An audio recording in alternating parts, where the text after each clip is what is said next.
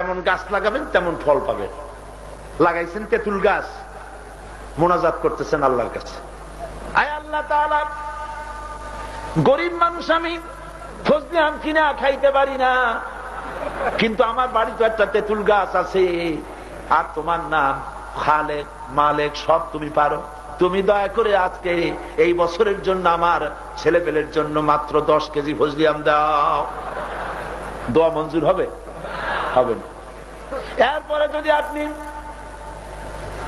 10-15 জন পীর সাহেবের পানি পড়া নিয়া অন্তত 100 গ্যালন পানি পড়িয়ায় না তেঁতুল গাছের গোড়া যদি দেন, ফজলি আমের নিয়ত করে, ফজলি আম হবে নাকি?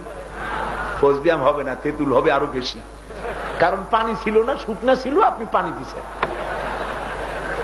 আপনি গাছ যেমন লাগাবেন ফল তেমন পাবেন। ভোট দিয়া যে রকমের লোক পার্লামেন্টে পাঠাইছেন ওই রকমের ফল আপনি পাবেন।